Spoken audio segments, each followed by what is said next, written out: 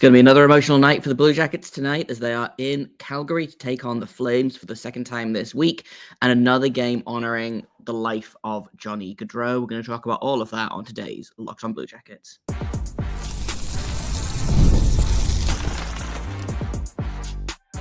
You're Locked On Blue Jackets, your daily podcast on the Columbus Blue Jackets, part of the Locked On Podcast Network, your team every day. Hello and welcome to Locked On Blue Jackets, part of the Locked On Podcast Network, your team every day. I am, as always, your host Jay Foster, here to give you the good, the bad, and the ugly about your favourite team and mine, the Columbus Blue Jackets. Before we get started, I want to thank everyone for making this your first listen of the day every single day. Locked On Blue Jackets is free and available on all podcast platforms and over on YouTube. I also want to let you know that this episode is brought to you by FanDuel. Start the season with a big return on FanDuel. New customers place a $5 bet, and if it comes through, you're going to get $150 in bonus bets. Just visit FanDuel.com to get started. Another big game for the Blue Jackets tonight. Another emotional game, I think, for a bunch of reasons. The first matchup between these two teams was 5 days ago. Was on, I want to say, Friday night, just gone.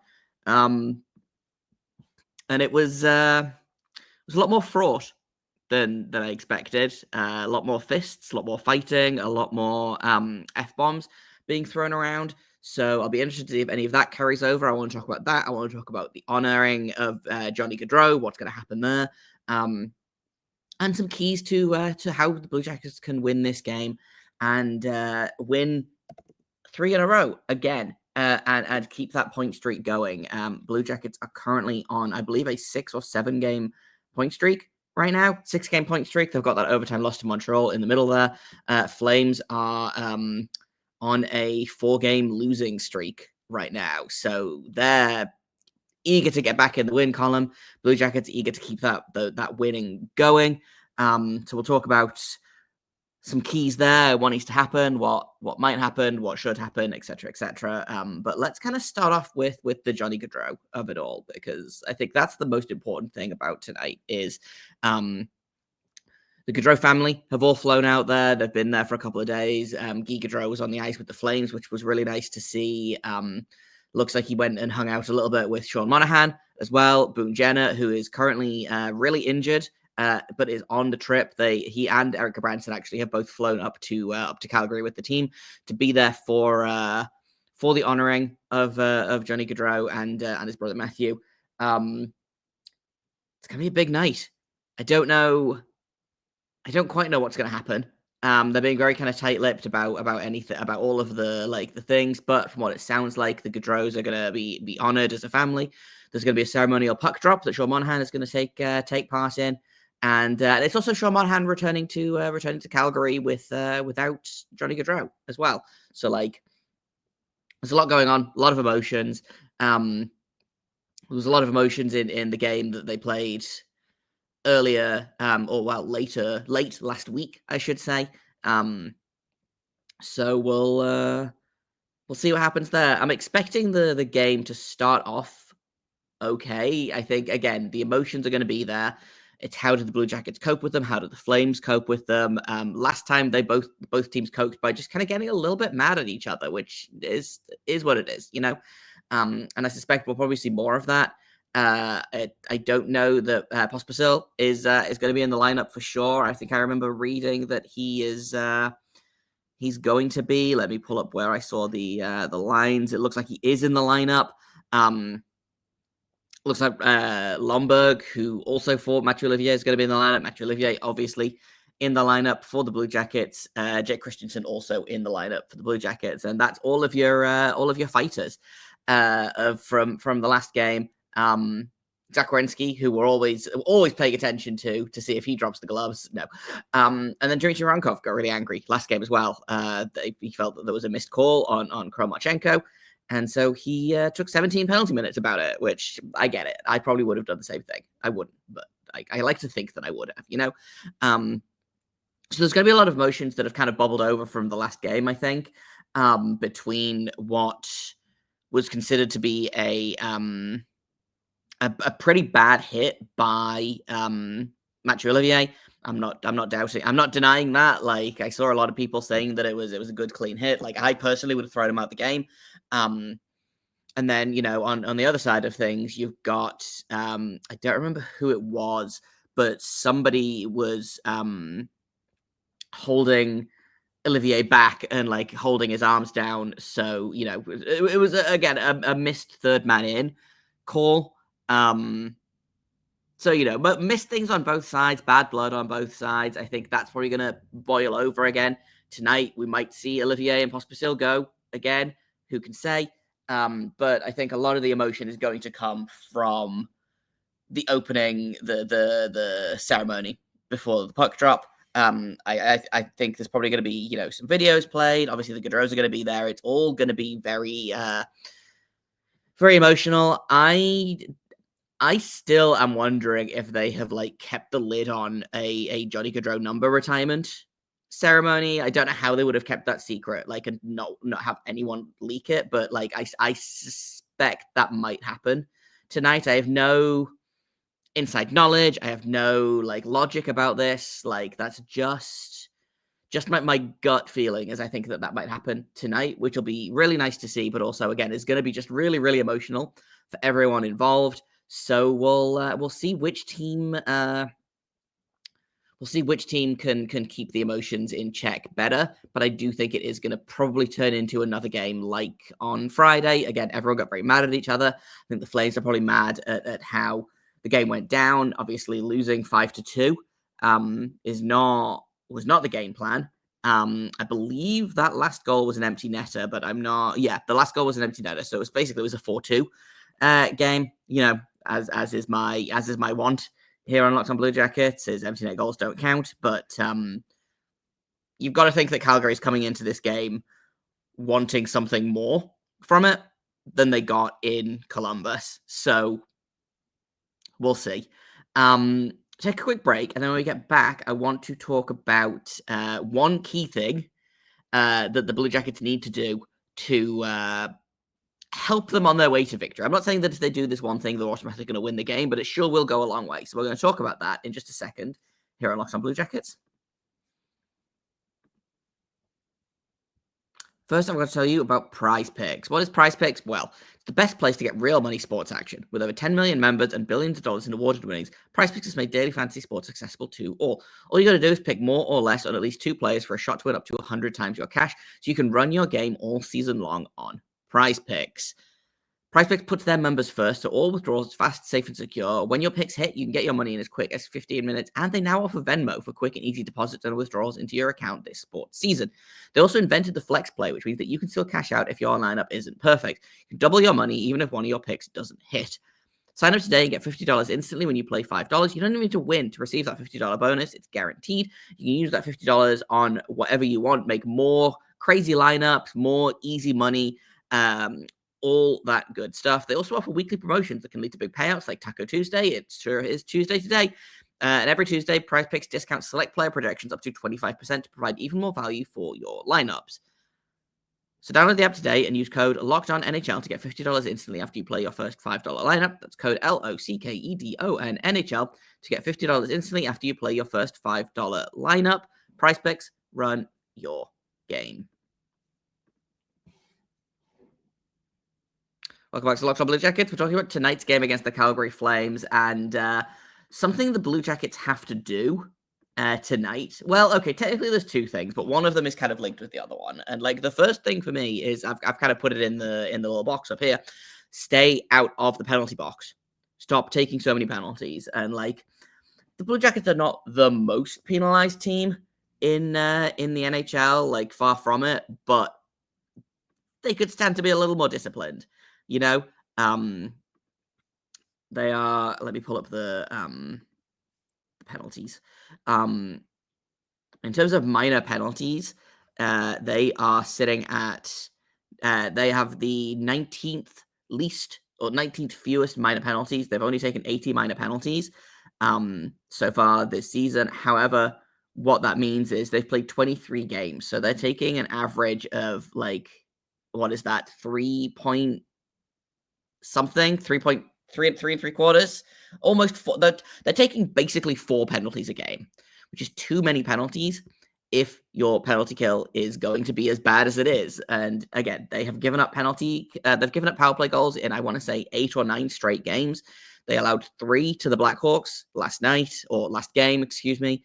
And they also, they allowed 1 to the Flames the last time these two teams faced off against each other. Like, the penalty kill needs to be better. It just straight up needs to be better. The Calgary power play is nothing to write home about. It's 17th in the league right now, but like, this team have to be better at not taking stupid penalties. And when they do take those penalties, they have to be better at not immediately conceding a goal on them. And sometimes it's not immediately, sometimes it's they get caught in their own zone. Sometimes it's like stupid stuff like the Cole Caulfield power play goal against Montreal the other day, where they got really excited about the prospect of a shorthanded goal, and everyone rushed up the ice, and then somehow Cole Caulfield was on a breakaway the other way, and he's got a breakaway power play goal, which is just the stupidest way to score a power play goal. But it is what it is. Power play also needs to be better, but I'm less worried about the power play than I am about the penalty kill, because like, the Blue Jackets are scoring enough at 5-on-5 right now that I'm not like super worried about how they need to score more goals on the power play. Like, would more power play goals be nice? Sure, they would. They're currently sitting at 21st in the league. They don't draw a ton of penalties. They have drawn. They are second in the league in fewest penalties drawn. So the only team to draw fewer penalties than the Blue Jackets are the Vegas Golden Knights. Blue Jackets have drawn 75 penalties so far this season. They've taken 90, but that includes like fighting majors. That includes Veronkov's misconduct from the other night, like that kind of thing. And that also includes like a bench penalty, which is not like, it's a penalty that you take, but you can't like, no one can draw a too many men penalty, for example, or an unsportsmanlike from the bench penalty, whatever. But my point here is, I'm not as worried about the power play as I am the penalty kill. Mostly because, like I said, the Blue Jackets are scoring enough at 5-on-5 that it's kind of covering up the fact that their special teams are miserable. The penalty kill is a big problem right now. It is just leaking goals all over the place, and I find that very stressful for obvious reasons. The Blue Jackets are averaging where is it? Yeah, 440. They're averaging 449 a shorthanded time on ice per game. So that's what, almost a quarter of a period.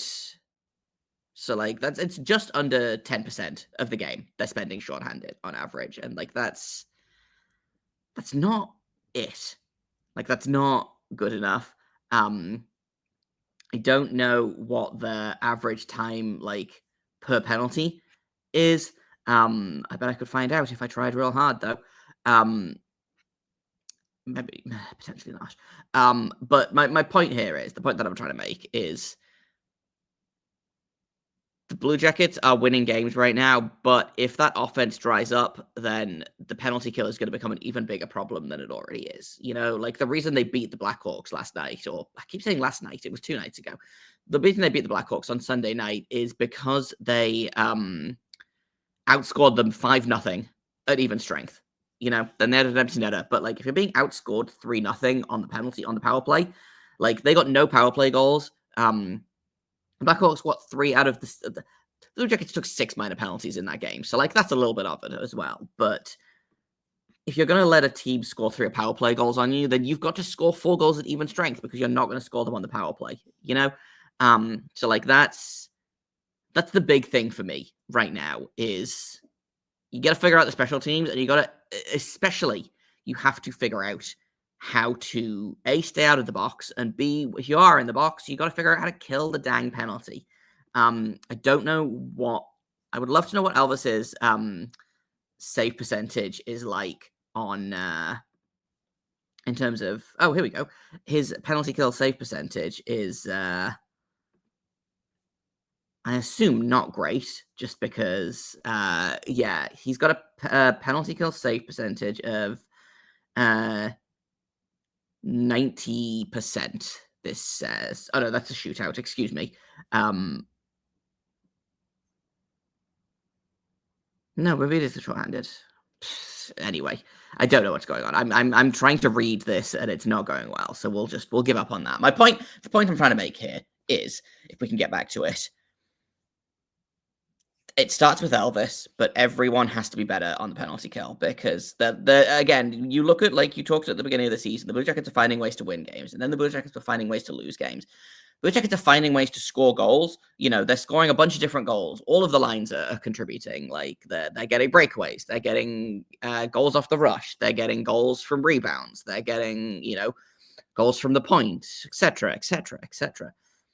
They're also finding ways to not kill penalties. Like it's not like it's a complete system breakdown every single time and the same thing happens every time.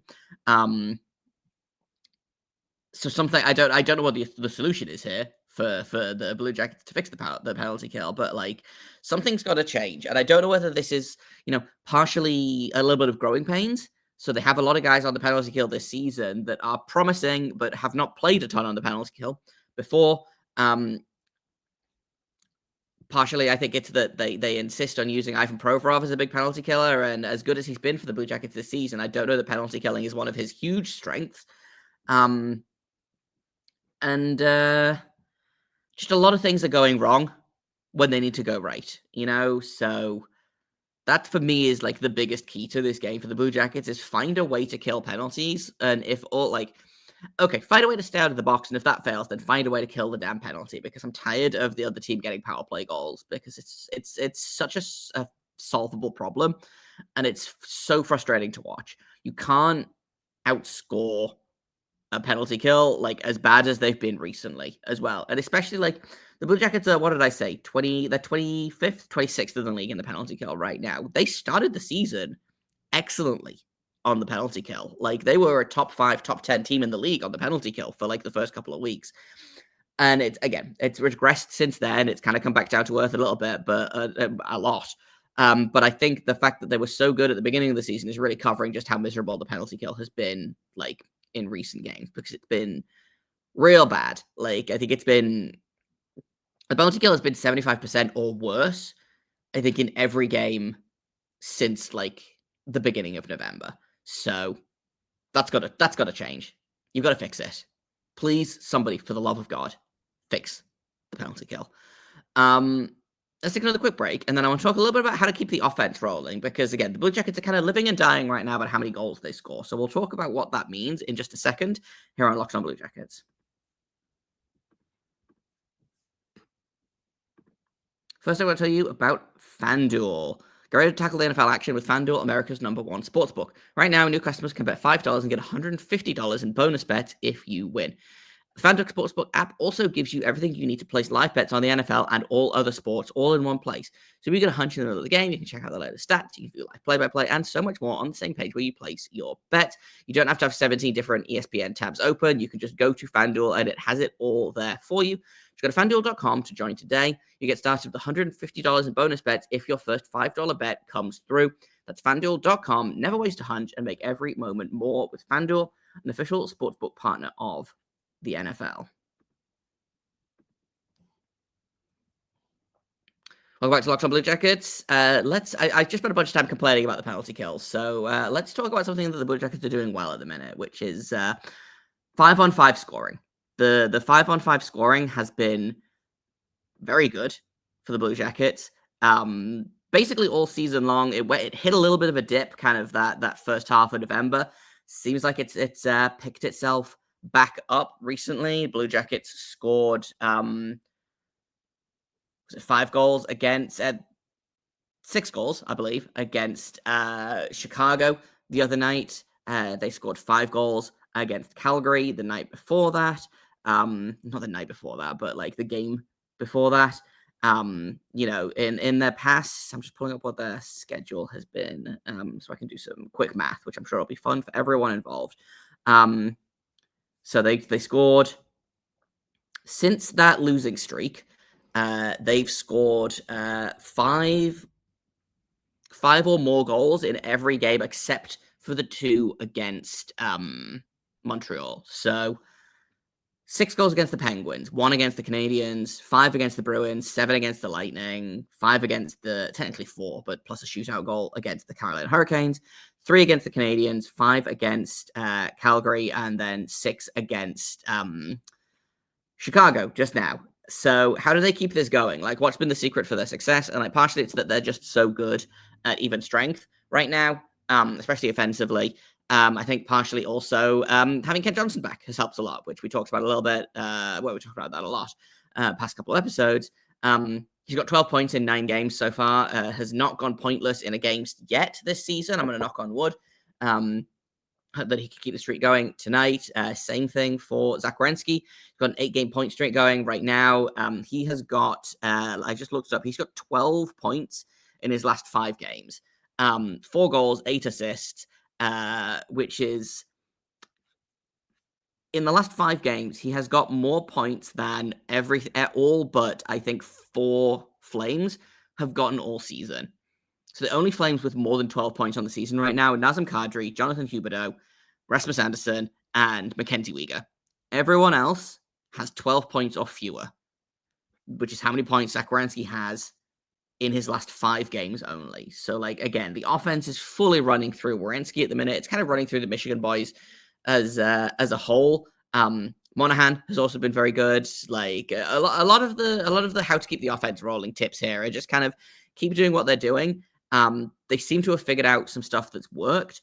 I really, really like this Fantilli, Sillinger, Johnson line. I think it's figuring it out as it goes, and it feels like in a couple of games, it's going to get real scary. They're building the chemistry. Again, I like Sillinger and Johnson. I like Sillinger and Fantilli. I like Fantilli and Johnson. And I think that's the 3 combos of those 3 players. I don't know that all 3 of them have clicked together yet, but it feels like it's coming. Like, the top line continues to be good. Dmitry Voronkov, really, really reaping the benefits of playing on that top line. If I'm being brutally honest, got 11 points in 14 games so far. He's only averaging just under 15 minutes of ice time. I think because he's not getting a ton of penalty kill time or very much power play time at all. He's just efficient. He's doing the right things. He's in the right place at the right time. So like the top 6 has been great. Let's keep that going. Does it help that they're all again kind of on stupid good shooting heaters at the minute? Maybe. But Kromachenko has 24 points in 23 games. Monahan has 22 in 23 games. Werenski 26 in 23 games. Like, those are the guys to pay attention to. Those are the guys that need to come up big. I'm really looking to Sean Monahan to have a big game tonight. He was held pointless in the first game against Calgary.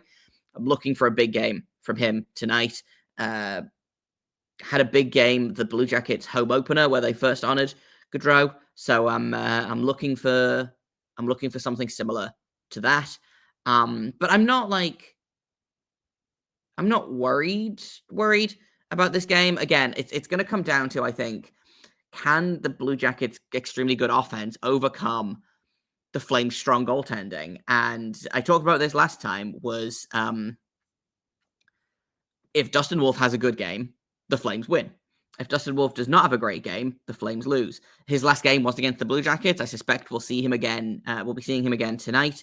But in games he's won this season, he's got an above 900 save percentage for, I think, every single one of them. Every loss this season, he's got a sub 900 save percentage. He allowed 4 goals on 33 shots against the Blue Jackets. He's on a personal 2-game losing streak. I suspect we'll probably see him. I don't think we'll see Vladar. We might, if they want to mix it up. Obviously, Wolf didn't play great against the Blue Jackets last time around, so maybe they change it up. But if it's me, I think you go with Wolf, who's been the better goalie of the 2, and you give yourselves a chance to win. But the Blue Jackets do what they did last. Like, literally, all the Blue Jackets have to do is what they did last time, and that's just like outwork the Flames, annoy the Flames, take advantage of some holes in their lineup, things like that, and it should be business as usual for the Blue Jackets. Now that I've said that, it's going to be a really stupid game, a really frustrating game, but it looks like it's going to be Merzlikins versus Wolf in goal. Usual cast of characters. up front for both teams, and we'll see how it goes. In terms of predictions, I'm going to go ahead. I'm going to say the Blue Jackets are going to win 4-2. Maybe 5-2 if they decide to score another empty netter, but I think it's going to be 4-2, including the empty netter. And I'm going to go ahead. I'm going to go with the hot hand. I'm going to go. I'm going to go Kent Johnson with a goal. I was a toss up between him and Werenski, but I think I'm going to go Kent Johnson this time. I think Kent Johnson scores a goal. But I'm looking at, Marchenko to have Monahan to have a big night. I'm looking to Fantilli to have a big night. Like, I'm really, that second line, actually, like the Sillinger, Fantilli, Johnson line, I think needs to have a big night tonight. They had a good night. And I believe Fantilli actually had his 2-goal game against the Calgary Flames. So, like, if he could do that again, that would be great. I thought they were really, really good against Calgary the first time. So let's see them do that again tonight. And just kind of keep it rolling. Like, I don't really have anything where I'm like, they need to change this, they need to change this, they need to change this, which is such a relief from last show where I was like, why are we doing this? Why are we doing that? What if we did literally anything else instead? But like, just kind of keep doing what they're doing. And I have all the faith in the world in this team to at least put up a good fight, which again is something I don't think I could say last season. So we'll see how it goes. Hopefully they do Johnny proud. Hopefully it's I'm really looking forward to seeing the pregame ceremony. I think that's going to be really nice. And then we'll go from there. So tomorrow I'll be back. We'll break down tonight's game. We'll talk about the good, the bad, and the ugly. Hopefully lots of the first and very little, if any, of the second two. I've been Jay Foster. You can find me on Twitter at _Jacob Foster, JAKOBFORSTER. You can find the show at LO_Blue Jacket. If you have comments, questions, criticisms, you can email me at lockedonbluejackets@gmail.com. And until tomorrow, make sure you stay locked on.